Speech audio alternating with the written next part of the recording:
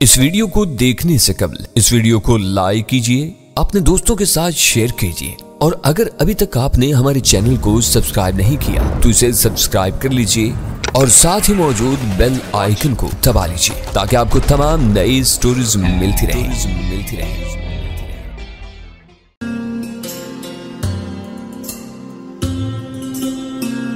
बिस्मिल्लाहिर्रहमानिर्रहीम। Discover original के मुअज़्ज़ज़ नाज़रीन, अस्सलामु अलैकुम। अब किस नंबर 479 मुलाहिज़ा फरमाएं। 5 मिनट बाद मैंने उसे देखा तो वो मुझे चुस्त लिबास में ज़्यादा ही मुख्तसर लगी, मगर उसके जिस्म के सारे कातिल खतूत भी ज़्यादा नुमाया नजर आए। ऐसे क्या देख रहे हो? वो शर्मा के हंसी। मैंने कहा तुम खुद तो गायब हो मगर तुम्हारा चेहरा नजर आ रहा है। तुम आगे चलो ताकि इस रोशनी में मुझे रास्ता नजर आता रहे। मछेरों की बस्ती में कुत्ते भौंक रहे थे। पस मंजर में समंदर के फुनकारने की आवाज़ अब बहुत वाज़ेह थी। नाज़ो कुछ डरी हुई थी। मैंने उसका हाथ पकड़ लिया और हम दबे पाँव आगे बढ़े। झोंपड़ियों के दरमियान एक पतली सी गली बन गई थी। यह गली ऐसी थी जैसे लाहौर की माल रोड जो छावनी से जमजमा तक मरकजी हैसियत रखती है। मेरा इरादा था कि कोई माई गिर मिले तो उसे लांच किराए पर लेने की बात करूं, मगर पूरी बस्ती पर नींद का राज था।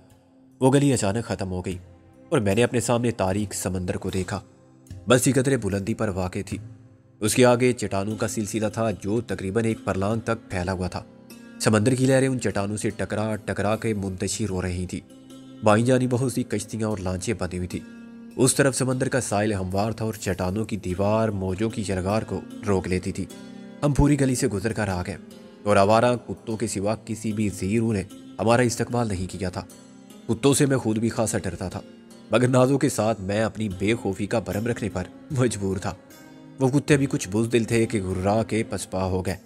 अभी मैं आगे जाने का सोच ही रहा था कि एक चट्टान की ओर से एक स्याह हेवला सा निकला और मेरे सामने आ गया। नाज़ो तो एकदम सहम कर मेरे पीछे हो गई। वो शख्स भूत की तरह नमूदार हुआ था और लगता भी भूत ही था। उसने कमर से नीचे घुटनों तक पहुंचने वाला एक कपड़ा लपेट कर सतरपोशी के तकाजे पूरे किए थे। उसका बाकी जिस्म रात की तरह काला था और अंधेरे में भी चमक रहा था। वो जवान आदमी था और उसका बदन फौलाद के सांचे में ढला हुआ लगता था। मैंने उसकी बेकरार आंखों का अंदाज पुतलियों से किया जो सफ़ेद पर्दे पर मुतहर्रक थी। कौन हो तुम? मैंने दोस्ताना लहजे में कहा। अंधेरे में उसके सफ़ेद दांत चिलमिलाए। आपका खादिम। अगर ये तुम्हारा नाम है तो बहुत अच्छा नाम है। मैंने कहा खादिम, तुमसे एक काम है। आप बोले सर। उसने बारी बारी मेरा और नाज़ो का जायज़ा लेते हुए कहा लांच चाहिए? तुम तो बहुत समझदार और होशियार हो खादिम। दिल की बात ऊँटों पर आने से पहले ही समझ लेते हो। मैंने कहा अपना काम ही खिदमत करना है सर, और यहाँ आने वाले और कोई चीज़ नहीं मांगते। वो बोला यहाँ बहुत लोग आते हैं।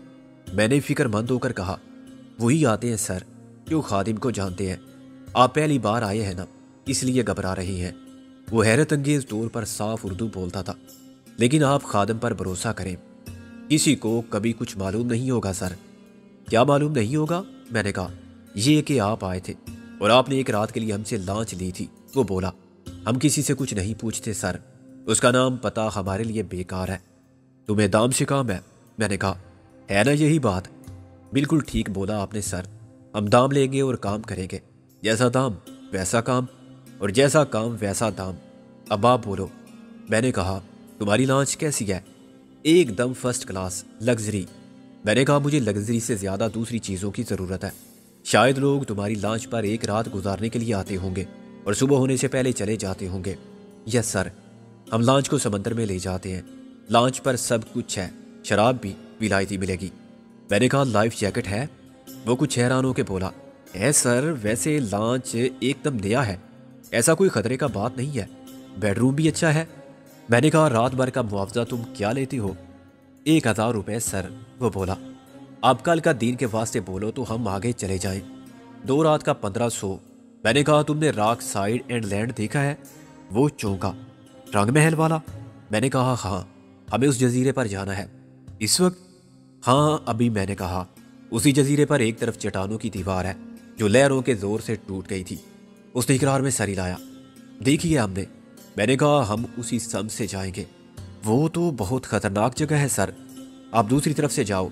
मैंने कहा तुम हमें इस जगह से दूर पानी में छोड़ देना, लाइफ जैकेट के साथ, 100 गज दूर।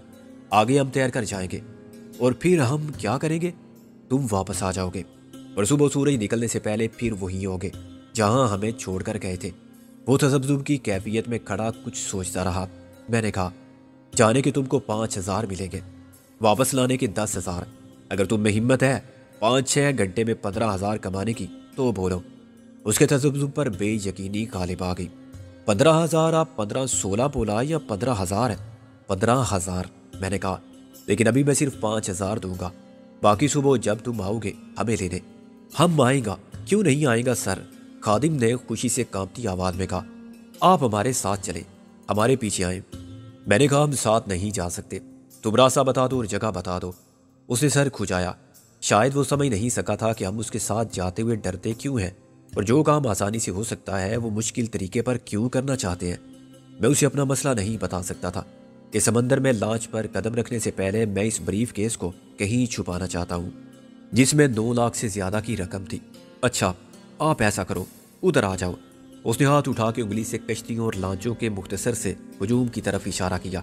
ادھر سے گھوم کے نیچے جاؤ، پتھروں کے اوپر سے بھی گزر کے جا سکتے ہو، لیکن مس صاحبہ کے واسطے مشکل ہوگا۔ میں نے کہا، ٹھیک ہے، ہم گھوم کر آ جائیں گے۔ یہ راستہ تھوڑا لمبا ہے لیکن محفوظ ہے، ہم چھوٹے راستے سے آئیں گے۔ نازو نے اعلان کیا۔ پتھروں پر رات کے وقت چلنا خطرناک کام ہے، پیر پھسل جائے گا، موچ آ جائے گی، پتھر چکنے ہیں اور ہم تو کود جاتے ہیں۔ نازو نے کہا، ہم بھی کود جائیں گے۔ میں نے سخت لہجے میں کہا، جب میں نے کہہ دیا ہے کہ ہم محفوظ راستہ اختیار کریں گے تو بحث کرنے کی کیا ضرورت ہے؟ نازو دوسری طرف دیکھنے لگی۔ وہ سمجھ گئی تھی کہ میرے ذہن میں کوئی ایسی بات ہے جو میں خادم کے سامنے نہیں کر سکتا۔ ہماری چھوٹی سی لانچ ہے، گولڈن اور بلیک، اگر آپ کو نظر نہ آئے تو لائٹ کو دیکھنا، ہم ٹارچ سے فلیش دیں گے۔ ہمارے ساتھ چلتے تو تم جگی آدمی ہو۔ میں نے بگڑ کر کہا، ایک بار کہہ دیا کہ ہم ساتھ نہیں جا سکتے، پھر کیوں ضد کرتے ہو؟ جیسی آپ کی مرضی سر، اس نے ندامت سے سر جھکا کے کہا، آئی ایم سوری۔ وہ پلٹ کے سمندر کی جانب روانہ ہو گیا۔ اندھیرے میں وہ چٹانوں اور پتھروں پر بندر کی طرح بڑی پھرتی سے قدم جماتا کودتا ہوا جا رہا تھا۔ یہ اس کا تجربہ تھا جو اس کے کام آ رہا تھا۔ ذرا سی دیر میں اس کا تاریک کیولا رات کے اندھیرے میں گم ہو گیا۔ اب آ جاؤ، ہم بھی ادھر سے ہی جائیں گے، میں نے کہا۔ اس کے سامنے انکار میں کیا مصلحت تھی؟ نازو نے کہا، مجھے یہ بریف کیس ادھر ہی کہیں چھپانا ہوگا۔ اتنی رقم لے کر ہم اس ویران جزیرے پر نہیں جا سکتے جو ویسے ہی جرائم پیشہ افراد کی اماجگاہ ہے، وہاں ہمارے دیرینہ دشمن بھی مل سکتے ہیں۔ نازو نے میرے پیچھے پتھروں پر قدم جما کے سنبھل کے آگے بڑھنا شروع کر دیا۔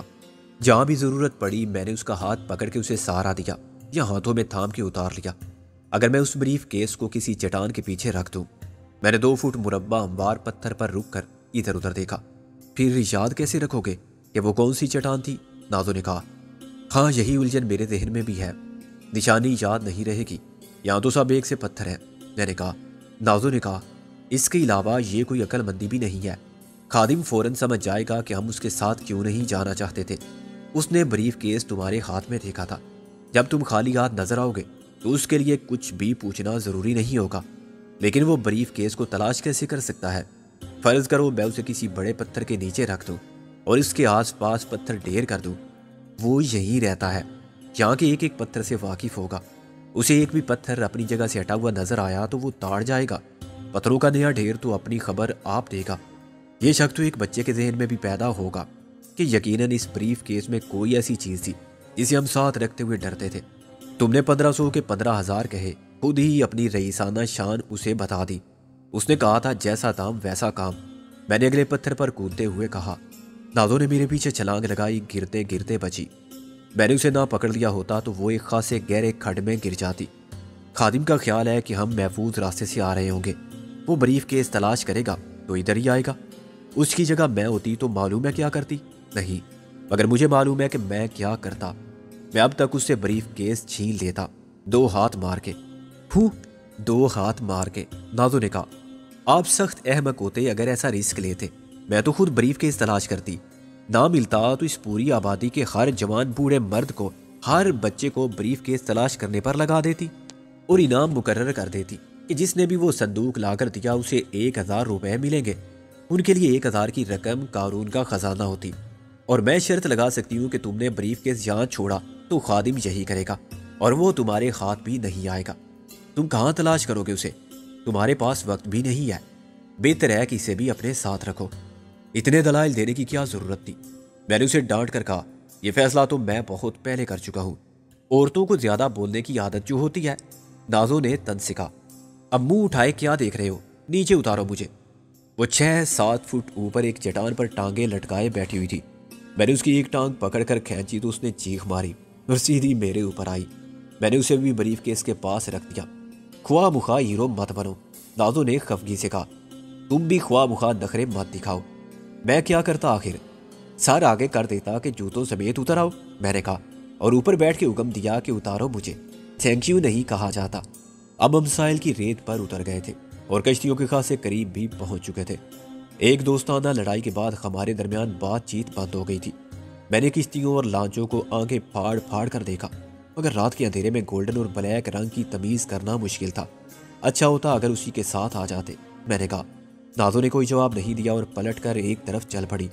میں نے دیکھا تو تھوڑا سا دائیں جانب ایک فلیش لائٹ چمک رہی تھی۔ خادم کے سگنل کو نازو نے پہلے ہی دیکھ لیا تھا۔ خادم نے کہا آپ ادھر سے نہیں آئے؟ وہ لانچ سے اتر کے ساحل تک آ گیا۔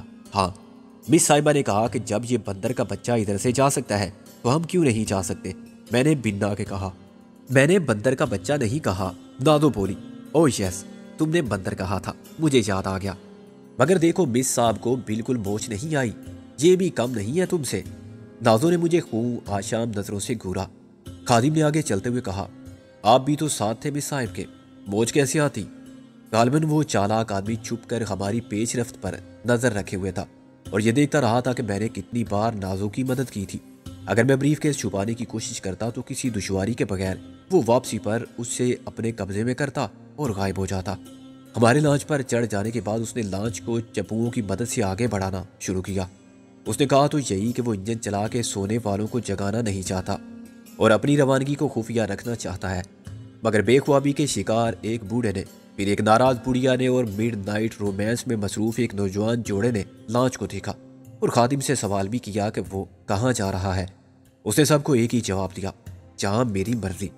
بلاخر اس نے لانچ کا انجن سٹارٹ کیا اور لانچ تیز رفتاری سے راک آئی لینڈ کی طرف بڑھنے لگی۔ میں نے خادم سے کہا وہ لائف جیکٹ کہاں ہے؟ نیچے بیڈ روم میں، خادم نے کہا۔ میں نے نازو سے کہا میں لاتا ہوں اور انگوٹھے سے خادم کی طرف اشارہ کیا، جس کا مطلب تھا کہ اس کی طرف سے محتاط رہنا۔ نازو نے سر تک نہیں ہلایا اور افق کو گھورتی رہی۔ میں نیچے اتر گیا۔ اس چھوٹی سی لانچ پر مجھے کسی کی رہنمائی کی ضرورت نہیں تھی۔ بیڈ روم کا دروازہ بند تھا۔ میں نے باہری سے اندازہ کر لیا کہ وہ کیبن شاید 6 فٹ چوڑا اور 8 فٹ لمبا ہوگا۔ اس کی اونچائی بھی 6 فٹ ہی تھی۔ اس لانچ پر زیادہ بڑے کمرے کی گنجائش بھی نہیں اور بیڈ روم میں بیڈ کے سوا کچھ اور نہیں ہو سکتا تھا۔ میں نے دروازے کو دھکیلا تو وہ کھل گیا۔ دروازے کے پیچھے اندھیرا دیکھ کر میں ٹھٹکا۔ بیڈ روم میں تھوڑی بہت روشنی تو ہونی چاہیے۔ خادم نے تو مجھے بتایا بھی نہیں تھا کہ اندر لائٹ نہیں ہے۔ لائٹ کے بغیر میں لائف جیکٹ کیسے تلاش کروں گا؟ میں نے دروازے کو لات مار کے پورا کھول دیا۔ ایک دم 3 آدمی میرے سامنے آ گئے۔ ان میں سے ایک نے آگے بڑھ کر مجھے اندر کھینچ لیا۔ میں اسے رگیتا ہوا اپنے ساتھ لے گیا اور کیبن کے فرش پر گرا۔ خادم کی ساری بدماشی میری سمجھ میں اب آ گئی تھی۔ وہ نازو کی توقع سے زیادہ بد نیت اور خبیث ثابت ہوا تھا۔ اس نے تاڑ لیا تھا کہ میں نقد مال بھی ساتھ لیے پھر رہا ہوں۔ میں نے اسے 1500 کی بجائے 15,000 دینے پر رضامندی ظاہر کی تھی تو اس سے یہ بھی ظاہر ہوتا تھا کہ میرا بریف کیس مال سے بھرا ہوا ہے۔ اس کے لیے تو نازو بھی مال ہی تھی۔ چنانچہ اس نے مجھ سے جان و مال ہتھیانے کے لیے فوری طور پر بدماش اکٹھے کر لیے تھے۔ گڑبڑ یہ ہوئی کہ وہ سب جو مائی گیروں کی اس بستی کے دادا سمجھے جاتے ہوں گے، بنیادی طور پر مچھیرے تھے۔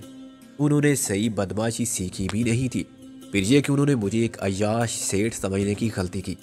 پیسے والے جو آدھی رات کو ایک چھوکری کے ساتھ سمندر کی سیر کے لیے آتے ہیں محض سیٹھ ہوتے ہیں، اور سیٹھ لوگ لڑانا تو جانتے ہیں، خود لڑنا نہیں جانتے۔ معلوم نہیں اس سے پہلے کتنے سیٹھ ان کے ہاتھوں لٹ چکے تھے اور چپ رہے تھے، کیونکہ وہ کسی سے کچھ کہتے تو اپنی ہی رسوائی کی داستان سناتے۔ بلاخر اللہ نے ان سب کا حساب برابر کرنے کے لیے مجھے بھیجا اور میرے ساتھ نازو کو بھی بھیج دیا۔ پہلا بدماش تو میرے نیچے دب کر ہی خائے خائے کرنے لگا۔ میں نے اسے وہیں چھوڑا اور بڑی پھرتی سے پلٹ کے اٹھا۔ دوسرے بدماش نے اتنی دیر میں میرے سر پر ڈنڈا مار دیا۔ ذرا سی دیر کے لیے میرا سر چکرا گیا۔ میں ڈھیلا پڑا تو وہ تینوں مجھ سے چمٹ گئے۔ انہوں نے مجھے گرا لیا۔ ایک میرے سینے پر چڑھ بیٹھا اور دونوں ہاتھوں سے میرا گلا دبانے لگا۔ دوسرے نے احتیاطاً میرے پیر پکڑ دیے کہ میں نزا کے کر میں لاتے نہ چلاؤں۔ तीसरा डंडा लिए मेरे सर पर सवार रहा। टांगे पकड़ने वाला सबसे पहले जवाबी कार्रवाई का शिकार हुआ। मैंने उसे एक झटके से दोनों पंजों पर उठा के अपने सर के पीछे फेंक दिया। वो डंडा मारने वाले के साथ ही कैबिन की दीवार से जा टकराया। अब मैंने कमर को एक झटका दिया और मेरा गला दबाने वाला आगे आया तो मैंने अपने हाथों की 2 उंगलियां उसकी आंखों में घोंप दी। वो अजीयत से चिल्लाया और उसके हाथों ने मेरी गर्दन को छोड़ दिया। वो अंधा हो चुका था और दोनों हाथ आंखों पर रखे बुरी तरह चीख रहा था। मैं उठा ही था कि डंडे वाला मुझ पर हमला आवर हुआ। उसने दूसरे वार को फैसला कुन बनाने के लिए डंडे को पूरी ताकत के साथ घुमाया था, मगर मैं बीच से निकल गया तो डंडा उसके अंधे हो जाने वाले साथी के सर पर लगा। उसकी चीखों पुकार एकदम खत्म होगी और वो भल से फर्श पर गिर के साकत हो गया। वो पलट के मेरी तरफ आया। उसके साथी ने मुझे पीछे से पकड़ लिया और मुझे गिराने के लिए जोर लगाने लगा। मैंने एक लात घुमा के उसके पेट पर मारी, जो डंडा दोनों हाथों में उठा के मेरे सर पर मारने को तैयार था। वो बिलबिलाया तो डंडा उसके हाथ से छूट गया। मैंने उसे 2 राहों के जमीन पर लौटते देखा।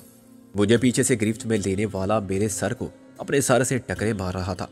मैंने झटका देकर उसकी गिरफ्त से निकलने की कोशिश की और फिर कूनी से पीछे वार किया। कूनी उसकी नाक पर लगी, फिर मैंने कूनी मारी और वो मुझे छोड़ने पर मजबूर हो गया। शायद उसकी नाक की हड्डी टूट गई थी। उसने मेरा ब्रीफकेस उठा के भागने की कोशिश की। मैंने उसे टांग अड़ा के गिराया। उसका मुंह दहलीज पर लगा और चोट फिर उसकी नाक पर ही आई। मैंने उसे टांग से पकड़कर अंदर खींच लिया, झटके से ऊपर उठाकर एक पूरा राउंड दिया और छोड़ दिया। उसका सर कैबिन की दीवार पर यूं लगा जैसे गलेल से निकला हुआ पत्थर दीवार से टकराता है। वो वहीं गिरा और तड़पने लगा। मुझे पहला डंडा मारने वाला इतनी देर में खड़ा हो गया था। उसने मुझे एक और डंडा रसीद करने में कामयाबी हासिल की। फिर मैंने उसे सर से ऊपर उठाया और फर्श पर दे मारा, फिर उठाया और फिर पटका। मेरा ख्याल है कि दूसरी बार ऐसा मैंने जोश में किया था, वरना वो तो पहली बार गिरा था तो बेहोश हो गया था। मैंने हाथ झाड़ के उन तीनों का तिब्बी मुआयना किया तो इस नतीजे पर पहुंचा कि उनमें से एक तो खुद अपने ही साथी का डंडा लगने से फौत हुआ था, दूसरा बेहोश था और तीसरा मरने की तैयारी कर रहा था। मेरे लिए हैरानी की बात यह थी कि इतना शोरो गुल सुन के भी नाजो नीचे नहीं आई थी। उन तीनों की फरियादो फगां समंदर के शोर से कहीं ज्यादा थी। लांच यूं अपने सफर पर रवाना थी जैसे कुछ हुआ ही नहीं है। मैं समझ गया कि ऐसा क्यों है और ऊपर आकर देखने पर मेरा अंदाजा दुरुस्त साबित हुआ। हमारा खादिम गायब था और ना खुदा के फराइज मिस नाजो ने संभाल लिए थे। वो कहाँ है आपका खादिम? नाजो ने हंस कर कहा, वहां, और हाथ से पीछे की तरफ इशारा किया, कोई 2 मील पीछे। कोई बदतमीजी की थी उसने? हाँ, वो भूत की तरह चिमट गया था मुझसे। मैंने उसे फौरन आलमे अरवा में भेज दिया। बहुत खस्ता थी उसकी गर्दन। नाजो ने कहा, 3 शिकार नीचे भी पड़े हैं। मैंने कहा, आवाजें अच्छी आ रही थी ऊपर। नाजो ने कहा, तुमने आकर देखा भी नहीं? क्या करती मैं देखकर, और फिर मुझे इस शिप की कप्तानी का चार्ज भी तो लेना था। आखिर मैं इनका क्या करूं? लांच अगर लावारिस रह जाए तो अच्छा है, कोई वारिस बच गया तो हमारे खिलाफ गवाह बन जाएगा। नाजो ने कहा, यह खतरा यकीनन लाहक रहेगा। मैंने कहा, खैर इनका बंदोबस्त तो हो जाए, हमारा क्या होगा? क्या होना चाहिए? नाजो ने कहा, तुम कहाँ ले जा रही हो आखिर मुझे? मुझे रॉक आइलैंड जाना था। वो हंसी, इंशाल्लाह वहीं जाके दम लेंगे। खादिम ने लांच की समत मुकर्रर कर दी थी खुदकुशी से पहले। मैंने उस समत को अभी तक नहीं बदला है। तुम जरा दूरबीन से देखो। दूरबीन कहाँ से लाऊं? मैंने कहा, नीचे ही जाके देखो। लाइफ जैकेट लेने गए थे तुम, कुछ तो देखा होगा। मैंने कहा, हाँ, एक डंडा देखा था सबसे पहले, वो सर पर लगा। फिर उसके बाद चिरागों में रोशनी ना रही। ये टार्च दो मुझे तो मैं देखूं चिराग कहाँ है। टार्च लेकर मैं नीचे गया तो मुझे एक दीवार पर बैटरी से जलने वाली लाइट्स नजर आईं। मैंने स्विच ऑन किया तो ट्यूब लाइट्स का मदम नीलगो उजाला कैबिन में फैल गया।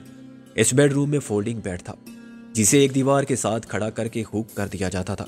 कैबिन की हर चीज फोल्डिंग थी। कुर्सियां, मेज, शेल्फ सब ऊपर नीचे किए जा सकते थे।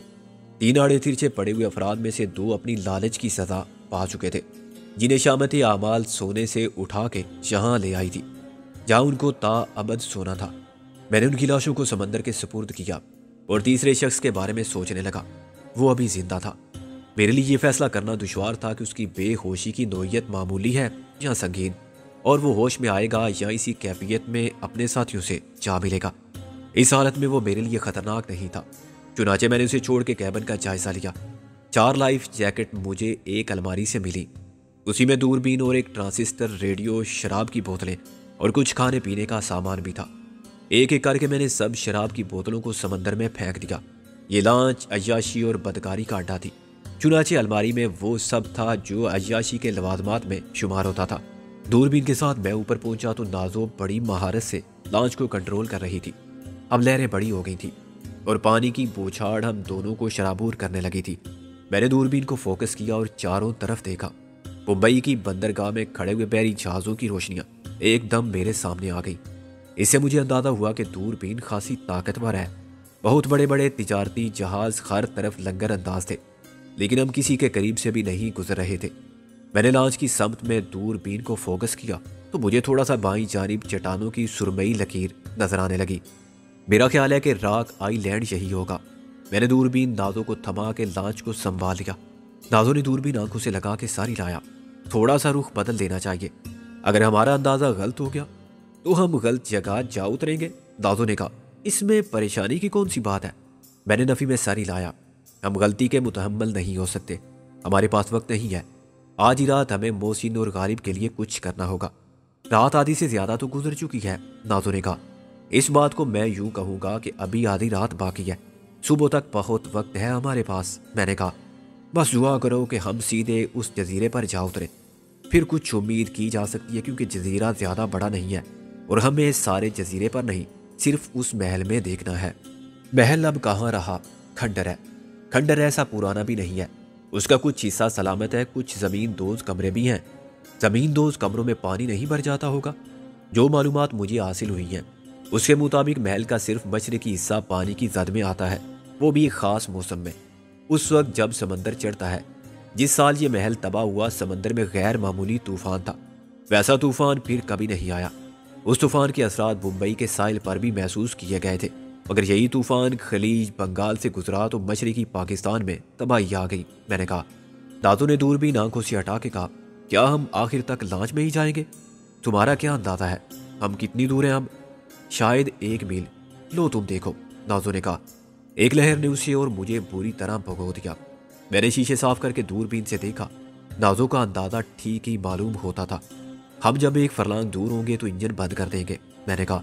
फिर जहां तक चप्पू चला के जा सकेंगे जाएंगे। ऐसी लहरों में चप्पू खाक काम करेगा?